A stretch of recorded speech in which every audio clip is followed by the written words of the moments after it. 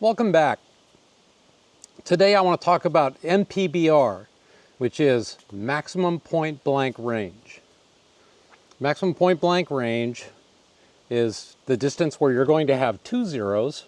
You always have two zeros, but it's going to be the zero that's going to give you the maximum range at which you can just hold your crosshairs right on the target and the pellet is going to hit its mark.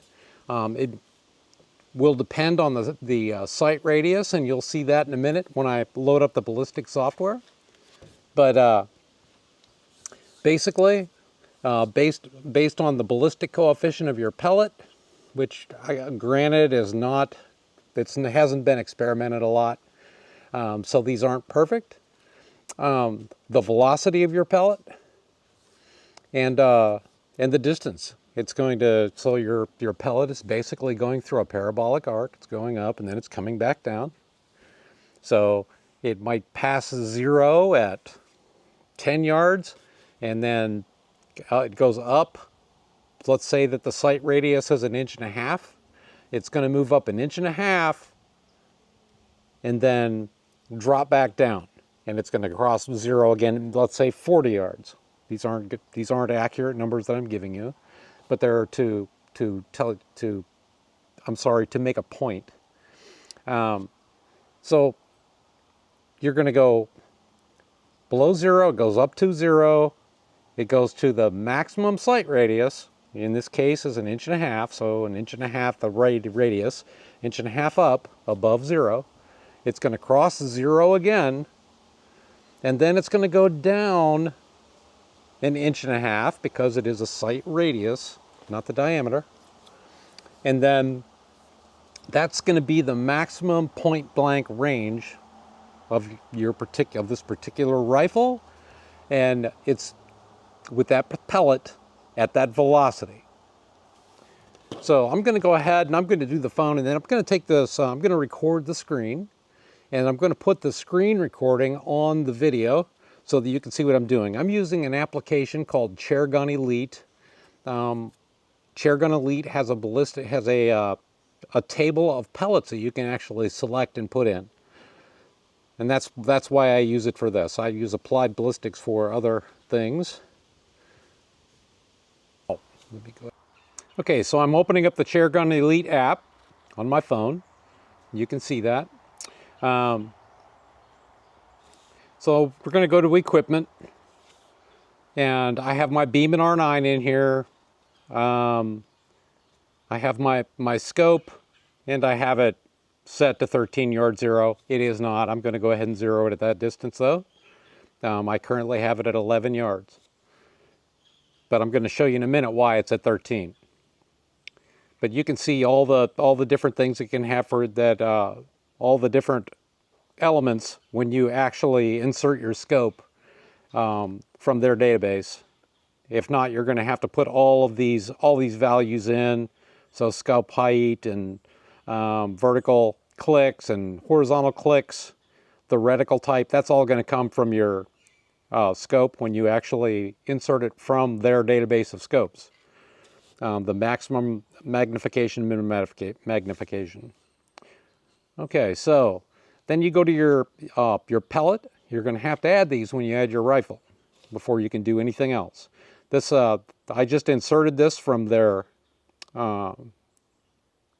database of pellets. When you go to add a bullet, it'll have a selection for pellets. It says it has a ballistic coefficient of 0.0270. I don't believe that, but okay.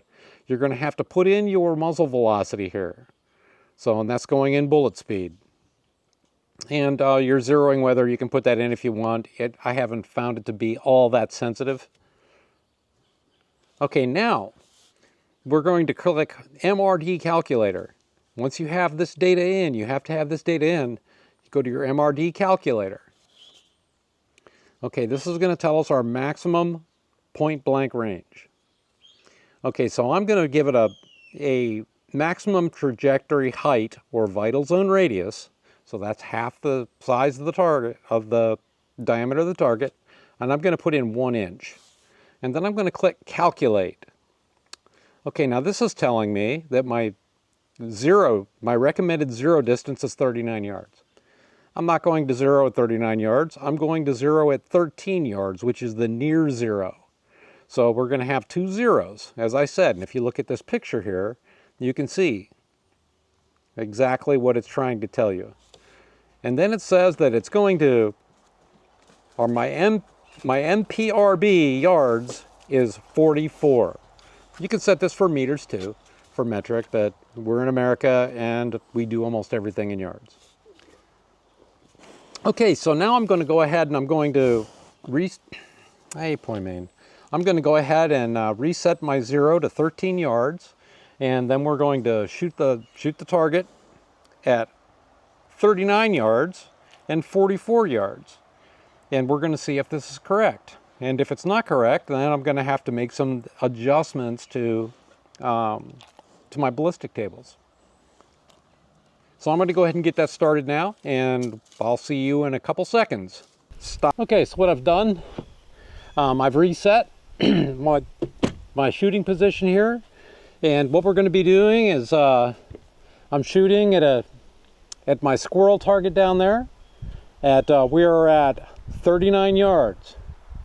So I still have the same zero. I did have to adjust a little bit for the prevailing wind, but now I'll just wait for the prevailing wind to happen before I break the shot. So hopefully I'll hit the squirrel, and that will show me that my MPBR is in fact correct.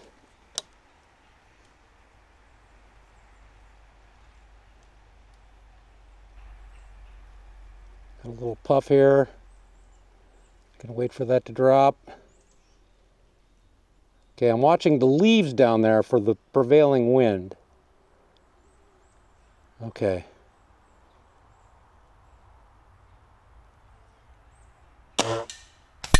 And that's a hit. That's a dead squirrel.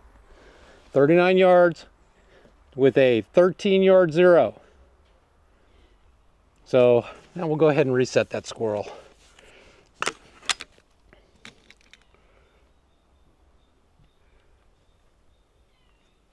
If you have any questions about MPBR or what it is that I'm doing here, if it seems confusing to you or something, let me know in the comments. I'll be happy to help. Wind is still good. Watching the mirage. Watching the leaves.